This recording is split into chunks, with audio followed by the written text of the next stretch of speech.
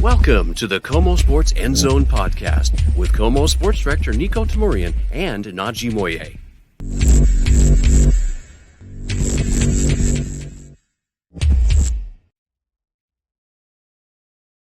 Welcome to the KOMO Sports End Zone. I'm Niko Tamurian, joined as always by Najee Moye. And but not as always, we're not so happy about the Mariners. Does that make sense? Not as always. We're always happy about the Mariners, but right now, what is going on? We're like a lot of Mariners fans who are just wondering what a difference a couple months makes. First of all, oh my god, well, less than that even. I mean, a lot of baseball is a really funny sport because a lot of teams are getting bit by the injury bug right now. Post All-Star game, getting back post All-Star break. And, the Mariners had that first series against Houston that I said last week needed to be a emphatic series, a must-win series. And they just didn't. Yeah. I don't know. What's going on, Niko? There's something to be said for, if you watched this past Monday, Scott Service just kind of saying, I'm sick and tired of this, and kind of having that mentality instead of, listen, I'm not saying Scott's like the eternal Pete Carroll optimist, but he is. That's strong language for Scott. Right. That's very strong. He is somebody that's always looking forward, that's always looking ahead, that's saying like, just as recently as Saturday, okay, listen, nothing about the first 100 games we can change. Let's focus on the last 62. Like, that's the Scott Service approach. So for that quickly, for him to be like that upset, yes, there's, the new injuries with Julio and JP Crawford. And that is enormous. Like, let's not understate that one. But however, my goodness, even before those guys were out, I mean, the run production, I saw a stat that George Kirby's a starting pitcher, obviously, an ERA of 1.5, roughly speaking, through the entire month of July. And the Mariners did not win any of his starts in that stretch. Which is absolutely insane. I mean, it's crazy. This is the situation that the Mariners have found themselves in year after year for maybe the past 3 years, and that's including the playoff year, by the way. Yeah, it was strong pitching, losing games 2-1, 3-1. You'd win games, yeah, obviously. You're not winning 54% of the games. I can tell you that much. Yeah. It's just not. And you said it, and Niko, you were live at the ballpark literally earlier today. Yeah, and Coleman was in for my show, and Scott was like, "Hey, we have to do it with the pitching. We have to do it with the pitching because this lineup. We looked at the lineup, and it looks like the Grapefruit League. I'm not gonna lie. It looks really. I mean, you want to rhyme that Tuesday starting lineup off for us? I want to give you guys the lineup for. It's just Tuesday. like this is not a knock on those guys. It's just like no, even a fair Mariners fan. I'm not gonna say diehard, obviously, but even a fair Mariner fan's like, wait, who's Jason Bosler? You know what I'm saying? Yeah, they're not gonna know. You're starting with Josh Rojas, Victor Robles, Kyle Raleigh, Jorge Polanco, Luke Raley, Tyler Locklear, Jason Vosler, Dylan Moore, Cade Marlowe. Now, I can tell you that a casual Mariners fan only knows about Cal and maybe Rojas. Yeah, Polanco, but maybe Polanco. Yeah, maybe not Luke Raley. And yeah. Luke's been good. Yeah, Luke's been good. Luke has got here's a question for you, Najee. Surprise. Yeah. What's up? It's lived in Mariner infamy that 2023 opening day where Tommy LaStella was the starting designated hitter. Is that worse than this lineup we have there on Tuesday? I think Tommy LaStella being the DH, one, you have to look at Tommy LaStella because he is not a DH. The DH, I think, is a guy who, maybe chugged a couple beers before the game. Notes he doesn't have to feel. Tommy LaStella looks like the type of guy you'd steal a couple bases as opposed to DH. Sure. Now this is worse because this shows not just the lack of normal regular hitting, but it's a depth problem. Yeah. I mean, now that being said, these guys could come out and they can just absolutely cook the Angels after the loss last night. I'm talking about Monday night where, a wild throw and, just really just bad timing. I mean, the Mariners lost the game to the Angels the way the Mariners usually win games. Right. Giving giving that up in the ninth was it was brutal. At home, no less, Given everything that we've seen the last few weeks where you lose the 10-game lead and all that. And it's kind of heartbreaking. And now, as it stands right now, the Astros and the Mariners are tied at the top of the AL West. The second problem with that is if the season ended today, whoever is second in the AL West doesn't even make playoffs at all. Yeah, it's just And then, then you have Texas 4 games out. They're under 500. Mariners don't want to be here, So how do you fix it, Niko? I don't know. Boy, oh boy, I don't know. I mean, I may be jumping you get an infusion of money. You get Vlad Guerrero, Bo Bichette, and Luis Robert, and call it. No, I'm just kidding. I'm really not though. But there were reports that the Mariners and Blue Jays were talking, but it's a question that must be answered now. Given that you're suddenly in this fist fight with Houston, given that Julio and JP are out for at least a couple weeks, maybe more, probably more. I mean, if you saw the Julio injury, you kind of, I was watching it and I was just like, ugh. Now you can go two ways with this, Najee. Do you sell the farm, i.e. the farm system and prospects, because you need that help with JP and Julio out and they can stay in this fight? Or do you not, because you're saying, well, without Julio and JP, arguably the heart and soul of this team, that you can't make the kind of run you want to, and therefore you hang on to your prized prospects who are part of arguably the best farm system in baseball? Here's the thing. I know you want to keep prospects of what is how the Mariners got here in the first place. That being said, we talk about the window closing. We talk about after a while, you're going to have to pay these pitchers, all like 3 or 4 of them. You're going to have to pay these guys, and that's what's keeping them in the race. Now, we talk about the window closing. We saw where Houston was, early this year. We saw where the Mariners were way earlier this year. It's more like, I mean, if you don't make the playoffs, you're not getting in. And then where are you? You're worse than you were last year. Bye. Literally, just like I said last week. And now it's even. I like how that has dual meanings still, by the way. No, seriously. Like you have to just kind of go all in because Houston's coming for blood, honestly. And we saw that, this past weekend at T-Mobile. Can I just tell you how jarring it is to get a press release from the Mariners that has 7 bullet points on it of roster moves? Jonathan Class A, this is my favorite one. Option post-game, July 22nd, and then recalls from AAA Tacoma. So in like a 12-hour stretch, he was sent back to Tacoma and then called back up. And that was obviously because of the severity of Julio's injury and the ankle not responding to treatment. Then you have Tyler Locklear, recall from AAA. We knew that with Ty France being let go. Then you have Cade Marlowe being recalls from AAA Tacoma. Then Leo Rivas recalls from AAA Tacoma. Then, of course, JP and Julio each get their own bullet point, added to the 10-day injury list. And then, of course, Ty France designated for assignment because he cleared waivers. Now, as a veteran, he can refuse that. We'll see what happens in the next 24 hours. But that was all. Just one Tuesday afternoon press release. And the result is, in that Tuesday lineup, you have 3 new starters that were in Tacoma yesterday. If you call Vossler, and Marlowe in there as well with Locklear. Here's the thing. Let's be positive about this. You get the opportunity to see what these guys who you just called up, and we know what Locklear can do. You get the opportunity to see what these guys can do. Yeah. When they have to play, right? After all, the good news is that Julio and JP are only on 10-day DL. But it kind of gives more eyes on the younger guys. That being said, like I said, Grapefruit League. It's just a little concerning when they're trying to win a division. That's the thing. I don't have a problem with seeing what Tyler Locklear can do, which is clearly the plan right now. Right. With Ty France being let go, you can look down the line if they were to acquire a big time first baseman. Let's just say Vladdy. Okay, that's really why you got rid of Ty. But right now, I have no problem with Locklear because he's been up here before. It's just that, like you said a second ago, you're in a virtual tie with Houston. It's going to go back and forth, ebb and flow. We hope it does. Like, okay, we don't feel as good as when it was a 10-game lead, but the reality is this thing is still there for the taking. Yeah. I mean, you're right there. You're not even Texas, who's 4 games back, and they're still in this darn thing. So the fact that right now, at this most critical juncture of the season, you have this lineup. But again, the injuries to JP and Julio, that's nobody's fault. That's just something that happens. But the fact that you're at such an impactful series, an impactful week, and your Jorge Polanco cleanup hitting. I mean, he's been hitting the ball well lately, let's be clear. But it's tough.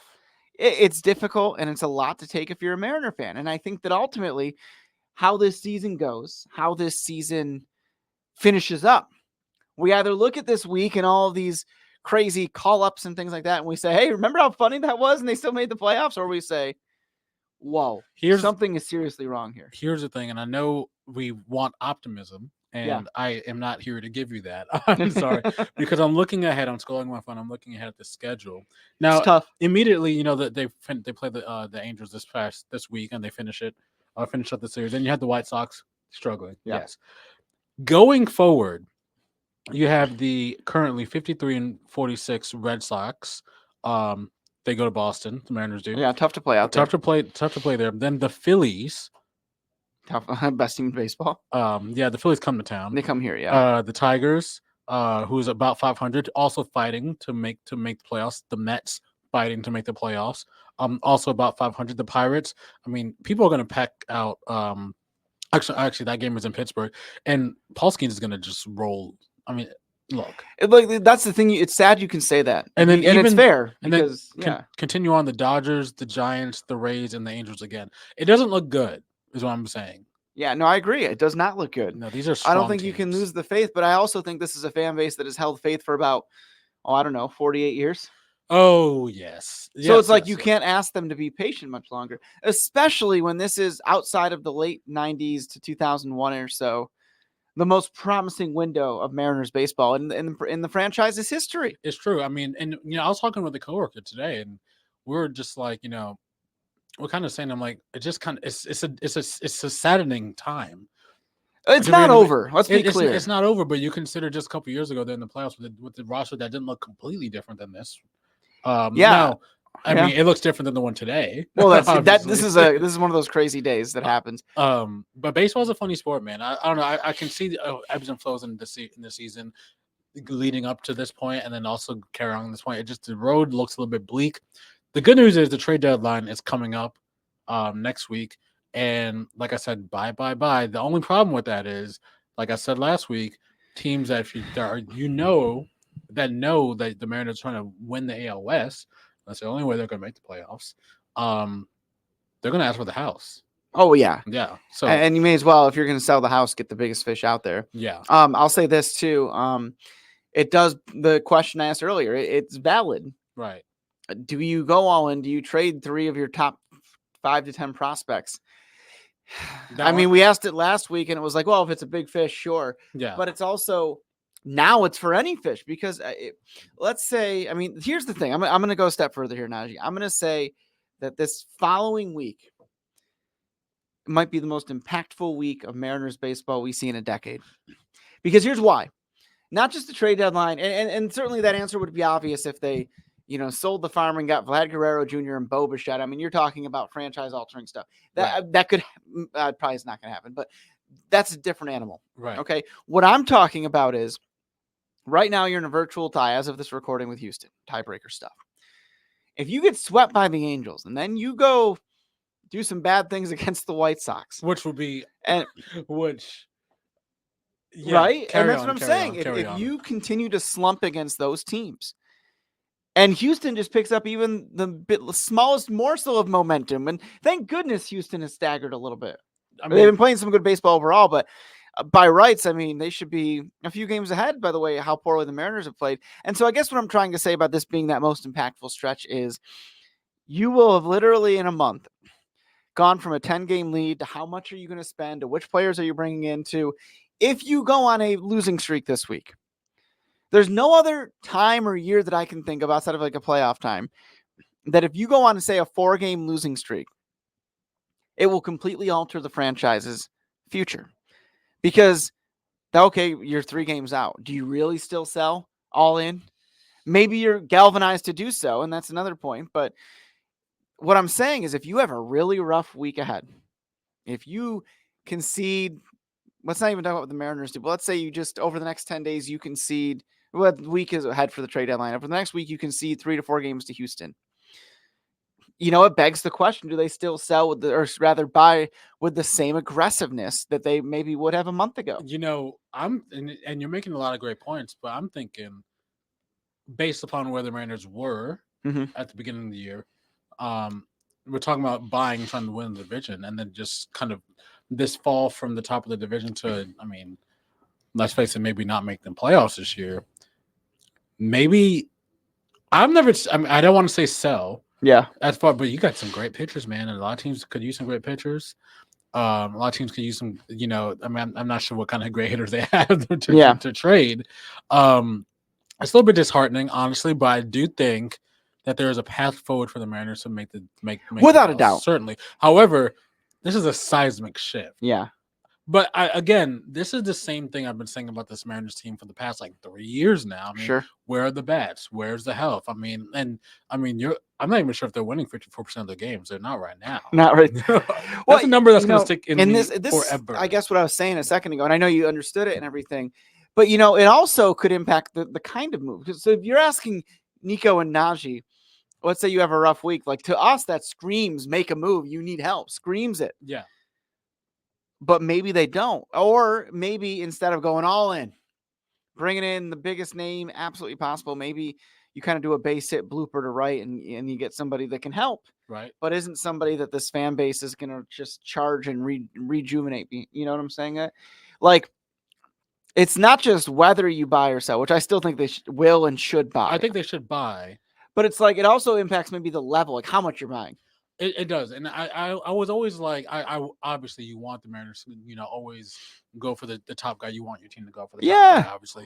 But maybe a 2-run double, not so bad. Yeah, I mean, there's a lot of people out there. The problem is, as we've chronicled in the show, that there's still some teams that are mathematically in it and not necessarily ready to sell those stars because they're not having the worst season, and the National League being kind of down as a whole. You could have a scenario like Arizona last year won 84 games, went to the World Series, Yeah, and that's, when I listen to those teams, a lot of those teams are about 500. I mean, yeah. Like the Mets are just treading water, trying to figure out, not the Dodgers, but the Tigers are in the same category. Right. The Pirates are too. I mean, these are teams that are fighting and teams that are probably more healthy than the Mariners are right now. Not as good pitching, but it is what it is. It's discouraging is what it actually is. Well, to me, and we this as well. Obviously, the starting pitching is World Series caliber, without a doubt. No question. Hands down. But it just seems like every move the Mariners make. I mean, on paper, last year for 23, Teoscar Hernandez should have been a home run. I think he did well. But then you're just seeing what happens. It's something about Seattle, whether it's the air or the ballpark. I don't know what it is. Because as soon as before Teo got here, he was crushing the ball. Remember those home runs in the 22 wild card? My goodness. And then as soon as he leaves town, he's unbelievable for the Dodgers this year. But, by the same logic, I mean, they were talking, we mentioned during the home run derby how, Seattle may not have been the best fit for him, Sure. But also when you are in that lineup with the Dodgers and you don't have to be the guy, and you can just kind of and you have intense hitters around you. Mm-hmm. It may free you. Well, sure, he's protected, and that's protected, something. Of course, yeah. That's something everybody was getting on Julio, and he had the slow start. I'm like, not Julio. He doesn't have any protection other than Cal Raleigh. No, who wasn't always batting before or after him. Yeah, it's true. So can Cal carry the team right now? Well, big dumper. He's gonna have to. He's gonna have to. Carry some weight on his shoulders, man, because it's just going to be and squat it, Cal. Yeah, he probably can squat like 4 bills, right? Easy. Yeah, more than that. 100%. As a catcher, you're used to being in that position anyways. So. I know, right? Yeah. Me struggling to get up is what Cal does every day. You want to play a little fair or foul? We already kind of answered this question, just by us opining for the past 10 minutes or so. But let's just do it point blank. Najee, Mariners, can they make the playoffs? They can make the playoffs. I don't know how. I mean, any team can make the playoffs, really. Well, as I said before, I mean, if the playoffs ended today, the second place team in the AL West does not get in. Right. As a wild card or as anything else. Mm-hmm. And injuries don't look good for the Mariners, but I can tell you right now that during, with the trade deadline coming up, I can almost predict, and it's been quiet around the league so far, maybe for a reason. I'm not sure. Next week's going to be bonkers. Next week has to be bonkers. And if you're a Mariners fan, you are expecting it to be bonkers. I mean, you may have to wave goodbye to a couple of your great pitchers. Sorry, but you need to score more than 1 run a game. Yeah. And add some depth to the lineup too, because I mean, if this is what happens when 2 guys get injured, and you're playing Cade Marlowe, yeah, things are not cricket 100%. Yeah. Hate it. Oh, Najee. Oh, Niko. But it's okay. It's still beautiful Seattle. Well, I actually have 2 people that I know very well that are in town. Yeah. And I'm like, worst kept or best secret, Seattle summers are perfect. Absolutely perfect. Yeah. Yeah, my mother was just in town this past weekend, and she came in from Florida. She goes, "This is beautiful." Do you think she could hit for 200? She can do a lot of things on the field. That's what honestly. I'm saying. I Like, think she probably Mariners need to start looking everywhere. You know, speaking of looking everywhere, you were just at the ballpark today, and you saw a Mariners legend warming up. Yeah, as he does. as he does. I'm not. I mean, could Ichiro? He's 50. I bet you he could still. I bet you if Ichiro was an everyday player, he would still, like, he wouldn't be great anymore. Yeah, he's great in his own way. He could hit 250.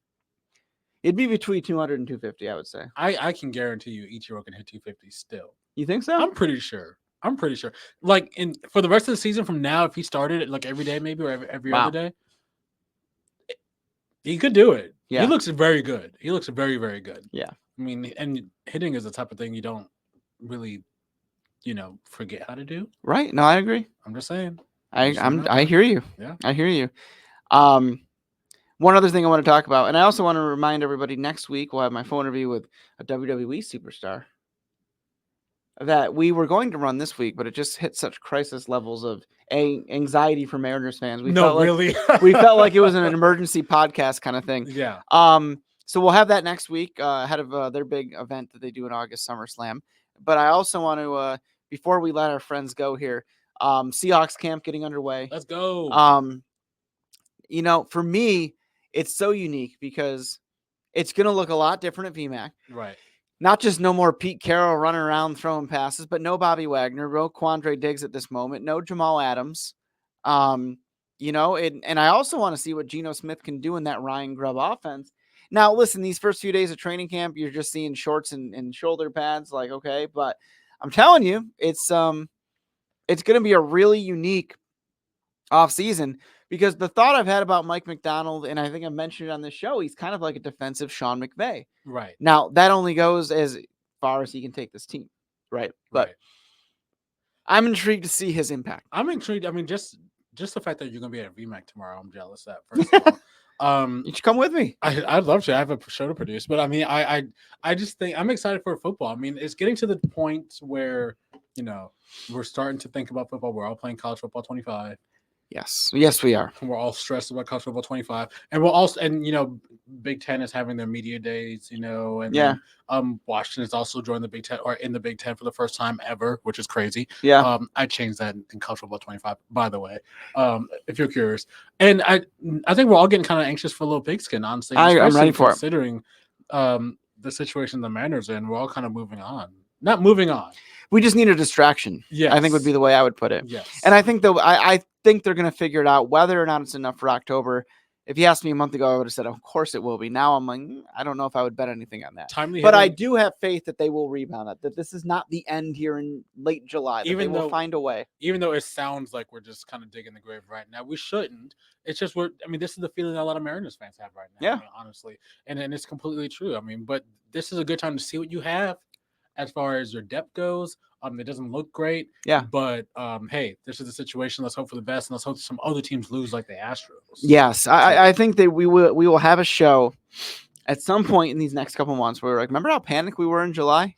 Yeah, just like how today we talked about the show we had 2 weeks ago about how excited we were. Oh my gosh, Baseball is one of those sports. I mean, that's just the situation. Can I give you a random NCAA 25 observation? Absolutely. Observation. An observation. Oh, I misspoke, I think. Go for it. But I think that, so everybody's familiar with Team Builder, where you can create your own school. Mm-hmm. And I've created one or two. Mm-hmm. One being kind of an inside joke with my brother. It's nothing inappropriate or vulgar. It's just like a town we grew up near, and I made a really cool logo for it, and it's just kind of meant to be like a little joke for him, right? But again, there's nothing inappropriate. It's like the Oneida Lake Waves is what it's called. Hey. There's a lake near my hometown that's named Oneida Lake. There you go. And I'm looking, and you can't, like, on old versions you could make it. I made a really cool jersey. I'll have to show it to you. Okay. And there's in the old versions you could make it private. Okay. So that only me and you were doing a league, and I make KOMO News superstars with Najee as a 99 overall. Like, only you can download it, right? But you can't do that on this one. And I looked, and a bunch of people had downloaded the Oneida Lake Waves, and I'm like, yes. I'm like, why? I don't want you downloading my stuff. They're famous. You're famous, Niko. Watch, we air this, and 10 more people are gonna go get it. Go download the Oneida Lake. I mean, I did outdo myself on the uniforms. I will say that. What are the colors? They're like, I found and they have generic logos, and I found a generic one that's kind of like like a teal blue and a teal green, almost a Mariners color scheme, but just a Okay. little bit off on the shades of it. And I put a little silver in there too, and it's pretty cool. There you And go. you can make the end zones like have like a water look to it. I like that. It's actually pretty cool. I'll show you as soon I as will we commit to the 09 over Lake Waves. Yeah, put them in Yeah. like the ACC or the Big East. Oh, the Big East doesn't exist in football Move anymore. to the Big Ten because I did Syracuse. Okay. Your alma mater. I'm with UW. Yeah. I've been getting some big recruits. Yeah. However, I'm like 6-5 in this first. No one is season. winning in these games. No, they're And very if difficult. If they're And I'm 6-5 with a lot of like rage quits and simulates. yeah, that's So, the thing. Yeah, what are you gonna do? we're just happy to be playing the game back, and we're happy to be here talking about sports with you guys. Yeah. Whether it be Mariners, Storm, Kraken, or Seahawks, you'll be at VMAC tomorrow. Very excited. Very excited full for you. report next week's podcast. Mariners trade deadline, what they do or don't do. What they better Little do. bit observations from Seahawks camp, and of course our full interview with the WWE superstar, who you will see next week. Najee, that was I think that was like a therapy session for any fans of the Mariners that were happening to be listening or watching. I'm not sure if they're going to come out of that session feeling better because sometimes you leave therapy and you cry. Well, I think, and then you know what? You can absorb more hurt after that, maybe. It's true. That's true. You're better on the inside. Let's go, Ems. Let's go. Come on, Jerry and Justin. Let's go. Bring us somebody here. Aim for 54%. Luis Robert. Sorry. Somebody. Vladdy. Both. It's possible. We'll see you next week when we find out.